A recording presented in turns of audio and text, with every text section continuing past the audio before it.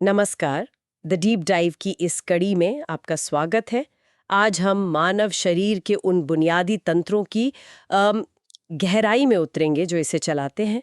हमारा खास ध्यान रहेगा उन जानकारियों पर जो एनडीए परीक्षा की तैयारी कर रहे साथियों के लिए फायदेमंद हो सकती हैं।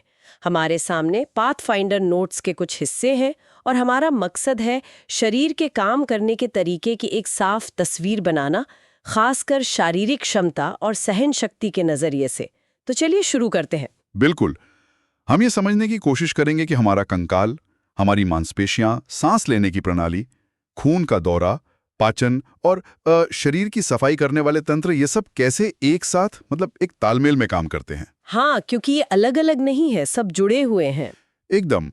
ये विषय सुनने में थोड़े मुश्किल लग सकते हैं, पर हम इन्हें सरल हिंदी में समझेंगे ताकि जरूरी बातें आसानी से पकड़ में आ जाएं। सबसे अहम बात यही है कि ये सब एक दूसरे पर निर्भर हैं, एक पूरी मशीन की तरह। तो शुरुआत शरीर के ढांचे और उसे हरकत देने वाले सिस्टम से करते हैं। पहले हड्डियों का ढांचा यानी कंकाल तंत्र। ये जानना बड़ा मजेदार है कि हम वयस्कों में तो 206 हड्डियां होती हैं, पर एक नन्हे शिशु में लगभग 300। ऐसा क्यों होता है? हाँ, ये सही है। ऐसा इसलिए क्योंकि जन्म के बाद बचपन में कुछ छोटी हड्डियां आपस में जुड़कर बड़ी हड्डियां बन जाती हैं, तो वयस्क होने तक 206 रह जाती हैं। और यही 206 हड्डियां मिलकर हमारा कंकाल बनाती हैं। इसका काम क्या है? पहला, शरीर को एक निश्चित आकार देना। दूसरा, सहारा देना। और तीसरा, सबसे जरूरी, हमारे नाजुक अंग जैसे दिमाग, दिल, फेफड़े, इनको चोट से बचाना। अच्छा। हड्डियों के विज्ञान को ऑस्टियोलॉजी कहते हैं। समझने में आसानी के लिए हम कंकाल को दो मुख्य हिस्सों में बांट सकते हैं। पहला है अक्षीय कंकाल, मतलब एक्सियल स्केलेटन। इसमें शरीर का मुख्य अक्ष या धुरी आती है, जैसे खोपड़ी, रीढ़ की हड्डी, पसलियां और सीने के बीच की हड्डी स्टर्नम। अच्छा, मतलब जो बीच का हिस्सा है। हाँ बिल्कुल। इस अक्षीय कंकाल में कुल 80 हड्डियां होती हैं। और दूसरा हिस्सा है उपांगीय कंकाल, यानी अपेंडिकुलर स्केलेटन। इसमें हमारे हाथ पैर और उन्हें धड़ से जोड़ने वाली हड्डियां आती हैं। कंधे की पेटी और कूल्हे की पेटी, गर्डल्स जिन्हें कहते हैं। हाथ, पैर, कंधा, कूल्हे। जी। और इसमें कुल 126 हड्डियां होती हैं। तो 80 अक्षीय और 126 उपांगीय हो गई पूरी 206। अरे वाह! और कुछ हैरान करने वाली बातें भी हैं, जैसे फीमर, जांघ की हड्डी, वो शरीर की सबसे लंबी हड्डी है। हाँ, फीमर सबसे लंबी। और स्टेपीज, जो हमारे कान के बिल्कुल अंदर होती है, वो सबसे छोटी। हड्डी तो शरीर का सबसे कठोर ऊतक है। पर यह एक और दिलचस्प बात है। अगर शरीर के सबसे कठोर पदार्थ की बात करें तो वो दांतों के ऊपर की परत, इनेमल है, हड्डी से भी ज्यादा कठोर। बिल्कुल सही कहा। इनेमल सबसे कठोर पदार्थ है। अच्छा, अब ये हड्डियां अकेली तो काम नहीं कर सकती। जहां ये मिलती हैं उन्हें जोड़ कहते हैं, जॉइंट्स। और इन्हीं की वजह से हम हिलडुल पाते हैं। जोड़ों के अध्ययन को आर्थ्रोलॉजी कहा जाता है। अच्छा, आर्थ्रोलॉजी। हाँ, और ये जोड़ भी अलग अलग तरह के होते हैं। ये इस बात पर निर्भर करता है कि वे कितनी हरकत करने देते हैं। मोटे तौर पे 3 तरह के जोड़ समझ सकते हैं। पहले, अचल जोड़, इमूवेबल या फाइब्रस जॉइंट्स। ये बिल्कुल नहीं हिलते, जैसे हमारी खोपड़ी की हड्डियां जो एक दूसरे से जुड़ी होती है ना, स्यूचर्स जिन्हें कहते हैं। हाँ, वो दरारें सी दिखती हैं खोपड़ी में। वही। दूसरे, कम हिलने वाले जोड़, स्लाइटली मूवेबल या कार्टिलाजिनस जॉइंट्स। इनमें हल्की सी लचक होती है, जैसे हमारी रीढ़ की हड्डी के मन के, मतलब वर्टेब्रे, उनके बीच के जोड़। अच्छा, थोड़ी बहुत मूवमेंट होती है वहाँ। थोड़ी सी। और तीसरे हैं सबसे आम, चल जोड़, यानी फ्रीली मूवेबल या साइनोवियल जॉइंट्स। ये अच्छी तरह हिलडुल सकते हैं और इनके कई प्रकार हैं। जैसे? मिसाल के तौर पर हिंज जोड़, हिंज जॉइंट। ये दरवाजे के कब्जे जैसा होता है, एक ही दिशा में मुड़ने देता है, जैसे हमारी कोहनी और घुटना। हाँ, कोहनी और घुटना एक ही तरफ मुड़ते हैं। हड्डी के प्याले जैसे हिस्से में फिट होता है। इससे कई दिशाओं में मूवमेंट हो पाता है, जैसे हमारा कंधा और कूल्हा। हाथ पूरा घुमा सकते हैं ना। हाँ हाँ, कंधा तो हर तरफ घूम जाता है। वो बॉल और सॉकेट जोड़ की वजह से। इनके अलावा पिवट, सैडल और ग्लाइडिंग जैसे और भी जोड़ हैं जो अलग अलग तरह की गतियां करवाते हैं। तो ये तो हुई ढांचे की बात, हड्डियों और जोड़ों की। लेकिन इस ढांचे को चलाता कौन है? हरकत कौन देता है? जाहिर है मांसपेशियां, मसल्स। आपको अंदाजा है हमारे शरीर के वजन का लगभग 40% हिस्सा तो मांसपेशियों का ही होता है। हाँ, बहुत बड़ा हिस्सा है। और ये सिर्फ हिलने डुलने के लिए ही नहीं है। मांसपेशियां, मतलब मसल्स, सिकुड़कर कॉन्ट्रैक्ट और फैलकर रिलैक्स गति पैदा करती हैं। इनके अध्ययन को मायोलॉजी कहते हैं। ये शरीर का पोस्चर बनाए रखने में, अंदरूनी अंगों को सहारा देने में और यहाँ तक कि शरीर की गर्मी पैदा करने में भी मदद करती हैं। अच्छा, गर्मी पैदा करने में भी? जी हाँ, जब मांसपेशियां काम करती हैं तो गर्मी पैदा होती है। अच्छा, यहाँ दो शब्द अक्सर सुनने में आते हैं, टेंडन और लिगामेंट। हाँ, इनमें क्या फर्क है ये जानना जरूरी है, खासकर जब चोट लगने की बात आती है, जैसे खेलकूद या ट्रेनिंग में। हाँ, ये बहुत अच्छा सवाल है।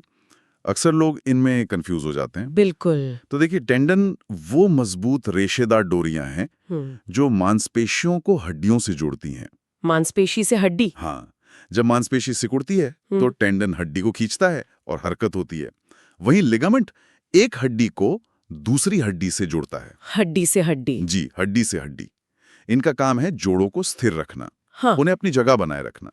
लिगामेंट काफी लचीले होते हैं लेकिन टेंडन से कम मजबूत होते हैं।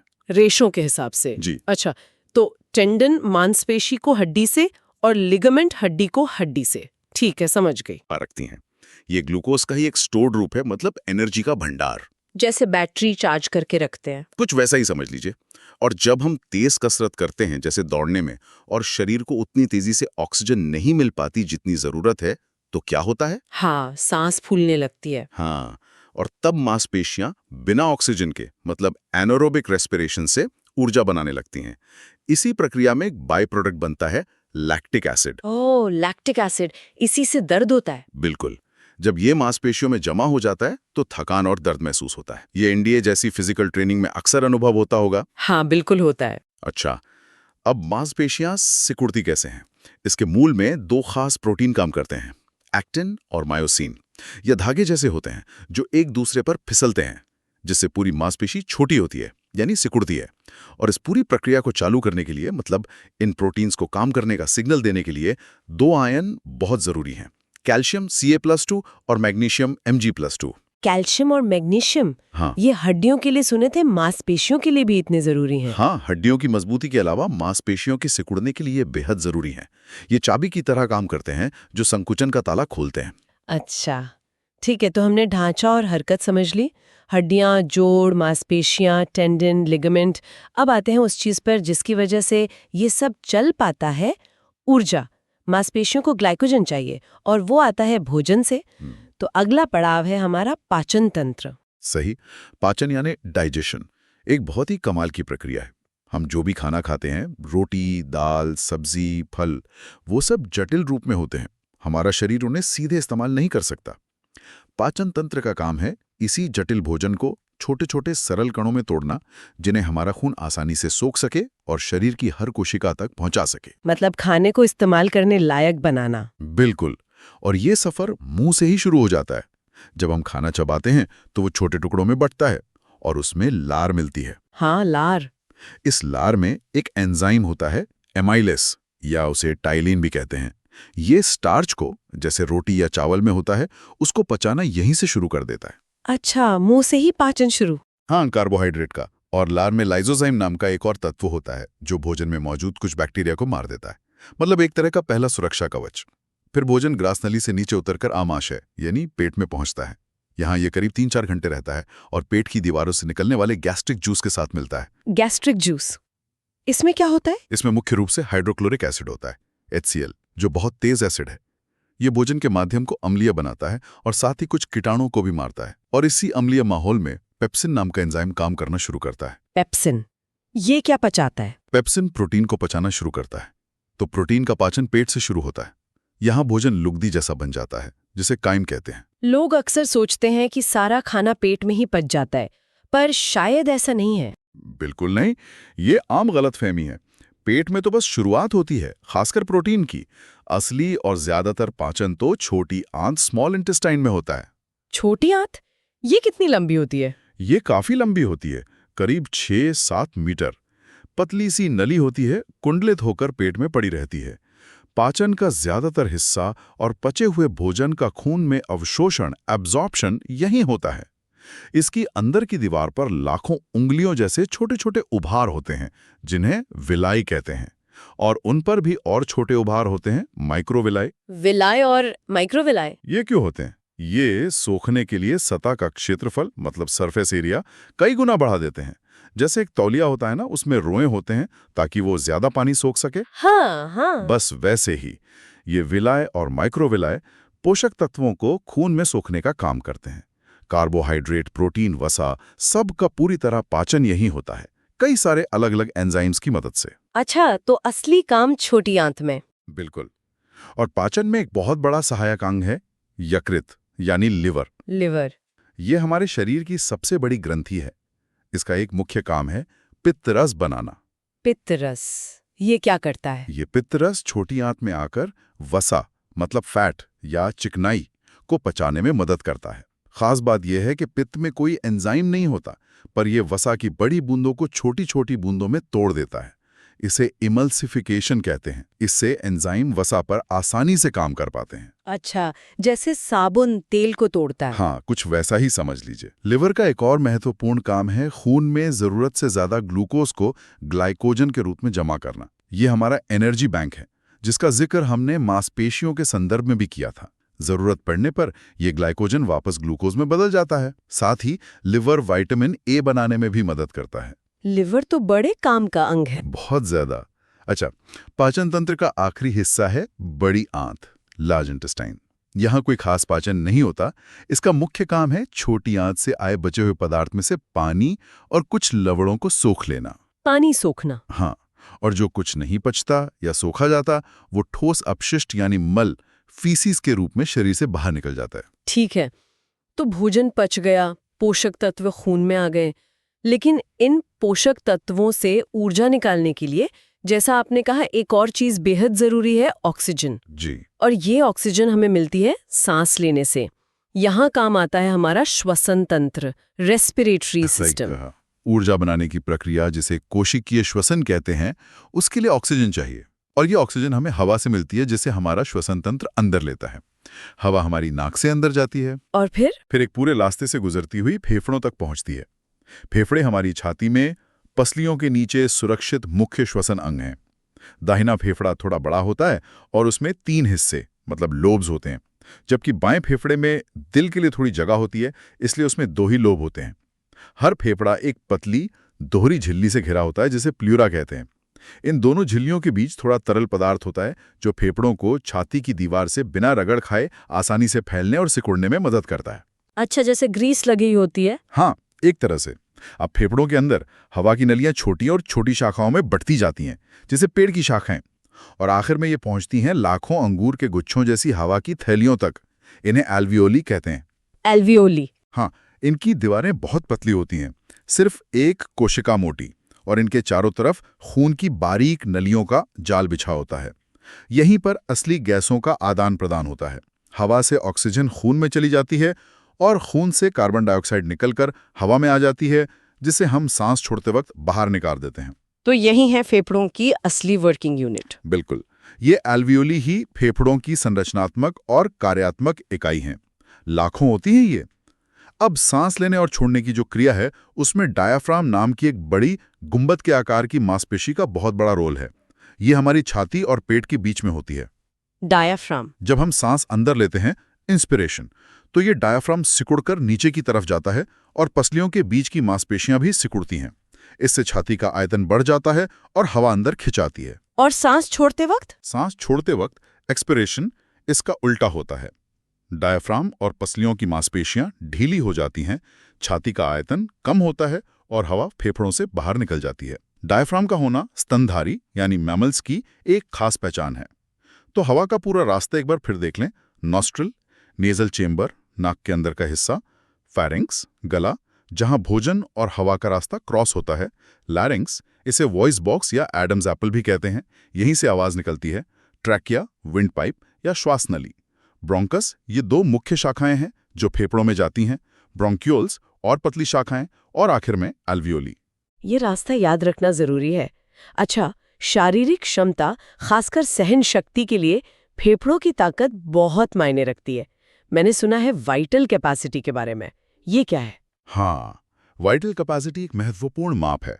इसका मतलब है कि आप एक गहरी सांस लेने के बाद अधिकतम कितनी हवा जोर लगाकर बाहर निकाल सकते हैं। जिनकी वाइटल कैपेसिटी ज्यादा होती है, उनके फेफड़े ज्यादा हवा संभाल सकते हैं, मतलब वे ज्यादा ऑक्सीजन ले सकते हैं। ये एथलीट्स और शारीरिक मेहनत करने वालों के लिए जरूरी है। अच्छा, और सामान्य रूप से हम कितनी बार सांस लेते हैं? आराम की स्थिति में एक वयस्क आमतौर पर 1 मिनट में 12 से 15 बार सांस लेता है।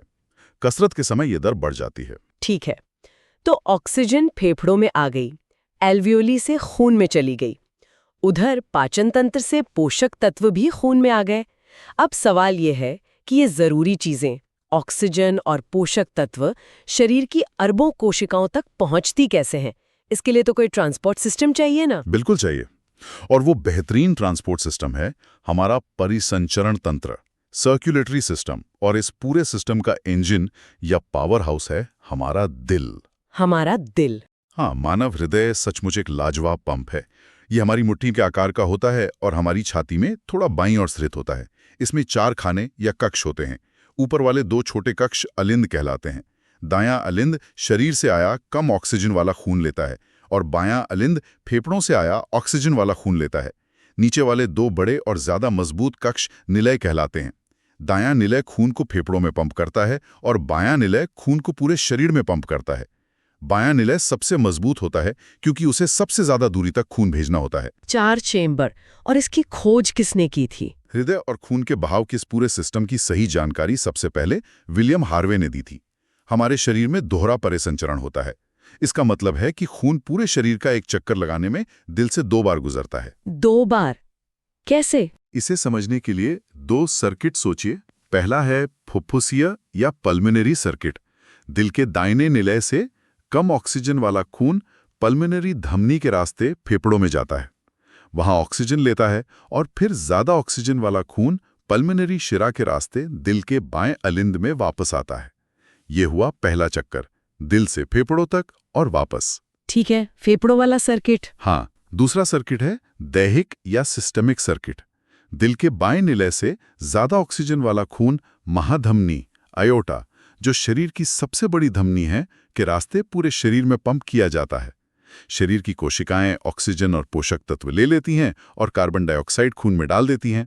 अब ये कम ऑक्सीजन वाला खून शिराओं के जरिए वापस दिल के दाहिने अलिंद में लौट आता है। ये हुआ दूसरा चक्कर, दिल से शरीर तक और वापस। अच्छा, इसलिए इसे दोहरा परिसंचरण कहते हैं। जी हाँ, ये सिस्टम बहुत कुशल है क्योंकि ये ऑक्सीजन वाले और कम ऑक्सीजन वाले खून को मिलने नहीं देता वयस्कों में। अब खून जिन पाइपलाइन में बहता है उन्हें रक्तवाहिकाएं, ब्लड वेसल्स कहते हैं।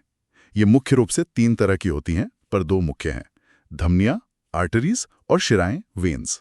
धमनी और शिरा, आर्टरी और वेन। हाँ, धमनियां या आर्टरीज खून को दिल से दूर ले जाती हैं। इनकी दीवारें मोटी और मांसपेशीय होती हैं क्योंकि इन्हें दिल से पंप हुए खून का तेज प्रेशर झेलना होता है। आमतौर पर इनमें ऑक्सीजन वाला खून होता है। आमतौर पर मतलब हमेशा नहीं? हाँ, इसका एक मुख्य अपवाद है पल्मोनरी धमनी। ये दिल के दाहिने निलय से फेफड़ों तक कम ऑक्सीजन वाला खून ले जाती है। ये अकेली ऐसी धमनी है। अच्छा, ये याद रखना होगा। बिल्कुल। अब शिराएं या वेन्स, ये खून को शरीर के अलग अलग हिस्सों से वापस दिल की ओर लाती हैं। इनकी दीवारें धमनियों की तुलना में पतली होती हैं क्योंकि इनमें खून का प्रेशर कम होता है। इनमें आमतौर पर कम ऑक्सीजन वाला खून होता है। और इसका भी अपवाद होगा? हाँ, पल्मोनरी शिराएं, ये फेफड़ों से ताज़ा ऑक्सीजन वाला खून लेकर दिल के बाएं अलिंद में आती हैं। ये अकेली ऐसी शिराएं हैं जिनमें ऑक्सीजन युक्त खून होता है। ठीक है। शिराओं के अंदर वॉल्व्स भी होते हैं। ये छोटे दरवाजों की तरह होते हैं जो खून को सिर्फ एक ही दिशा में, यानी दिल की तरफ बहने देते हैं, वापस लौटने से रोकते हैं। खासकर पैरों की शिराओं में ये बहुत महत्वपूर्ण है, गुरुत्वाकर्षण के विरुद्ध खून को ऊपर चढ़ाने में। अच्छा, हम दिल की धड़कन सुनते हैं, वो लब डब की आवाज, वो आवाज किस चीज की होती है? क्या खून के बहने की आवाज है? नहीं, वो खून के बहने की आवाज नहीं है। वो असल में दिल के अंदर के वाल्व के बंद होने की आवाज है। वाल्व के बंद होने की? हाँ, जब अलिंद से निलय में खून भर जाता है और फिर निलय सिकुड़ता है खून को बाहर पंप करने के लिए, तो अलिंद और निलय के बीच के वाल्व, ट्राइकस्पिड और बाइकस्पिड माइट्रल वाल्व, जोर से बंद होते हैं ताकि खून वापस अलिंद में ना जाए। ये बंद होने की आवाज है लब। ये पहली आवाज है, थोड़ी लंबी और धीमी। फिर जब निलय से खून धमनियों, एओर्टा और पल्मोनरी धमनी में चला जाता है और निलय फैलना शुरू करता है, तो इन धमनियों के मुंह पर लगे वाल्व, एओर्टिक और पल्मोनरी वाल्व, बंद होते हैं ताकि खून वापस निलय में ना आए। इनके बंद होने की आवाज है डप। ये दूसरी आवाज है थोड़ी तेज और छोटी, तो लब डप। अरे वाह, ये तो बहुत दिलचस्प है। अच्छा, दिल अपने आप धड़कता रहता है, इसे बिजली कहाँ से मिलती है? मतलब सिग्नल कौन देता है धड़कने का? दिल के दाहिने अलिंद की दीवार में एक खास तरह के ऊतक का छोटा सा गुच्छा होता है जिसे ऐसे नोड सीनोएट्रियल नोड करते हैं। यही बिजली के छोटे करंट जैसा सिग्नल पैदा करता है जो पूरे दिल में फैलकर उसे सिकुड़ने का आदेश देता है। यही दिल की धड़कन शुरू करता है और उसकी लय बनाए रखता है। इसीलिए इसे दिल का पेसमेकर भी कहते हैं। पेसमेकर, ऐसे नोड। और सामान्य धड़कन कितनी होती है? सामान्य तौर पर एक स्वस्थ वयस्क का दिल आराम की स्थिति में 1 मिनट में लगभग 72 से 75 बार धड़कता है। जाहिर है, जब हम दौड़ते हैं, डरते हैं या उत्साहित होते हैं तो ये बढ़ जाती है। ठीक है, शरीर में इतनी सारी प्रक्रियाएं चल रही हैं, खाना पच रहा है, ऊर्जा बन रही है, ऑक्सीजन आ जा रही है, तो जाहिर है इस पूरी फैक्ट्री में कुछ कचरा या व्यर्थ पदार्थ भी बनते होंगे, जैसे यूरिया। बिल्कुल बनते हैं। तो इन्हें शरीर से बाहर निकालना बहुत जरूरी है, वरना ये जहर बन सकते हैं। इस सफाई का काम कौन करता है? इस जरूरी सफाई के काम के लिए हमारे पास है उत्सर्जन तंत्र, एक्सक्रीटरी सिस्टम।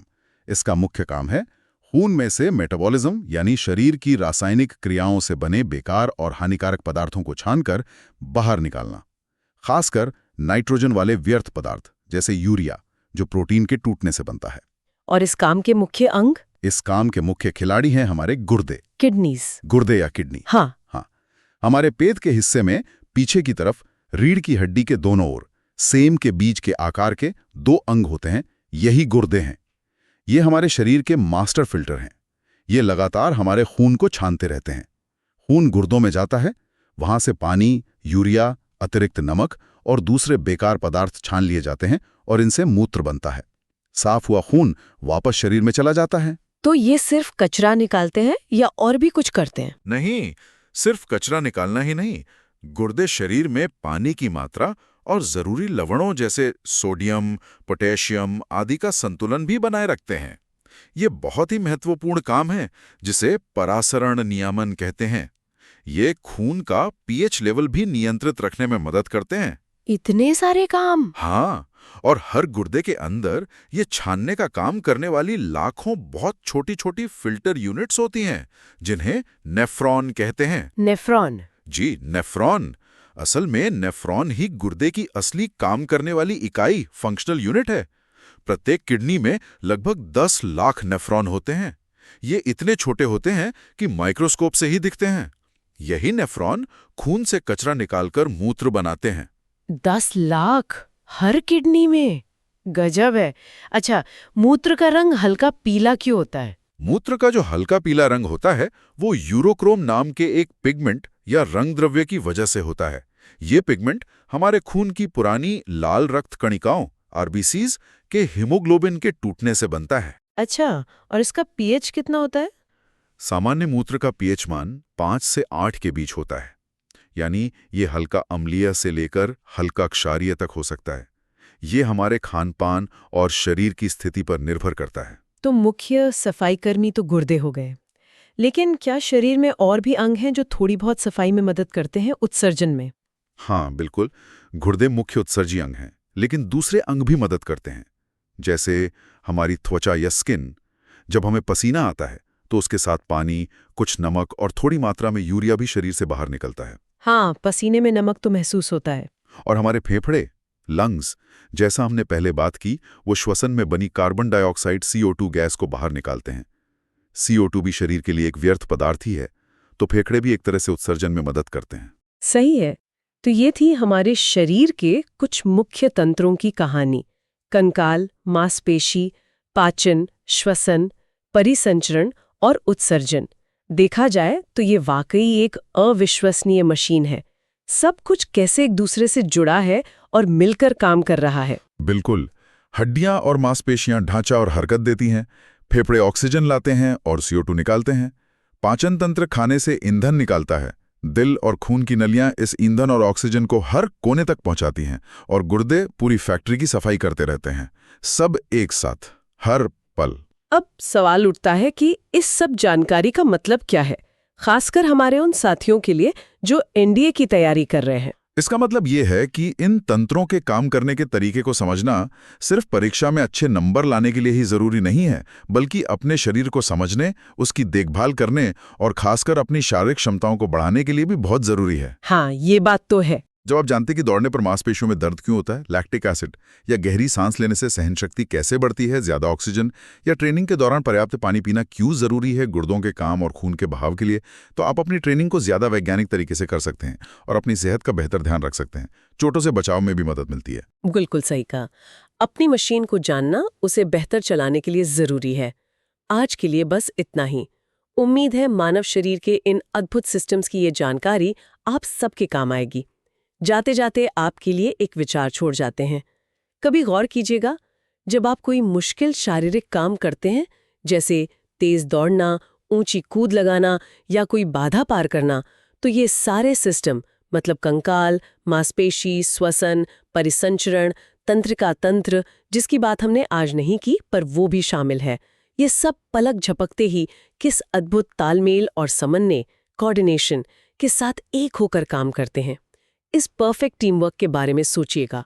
अगली बार फिर मिलेंगे एक और दिलचस्प विषय पर गहरी जानकारी के साथ। धन्यवाद।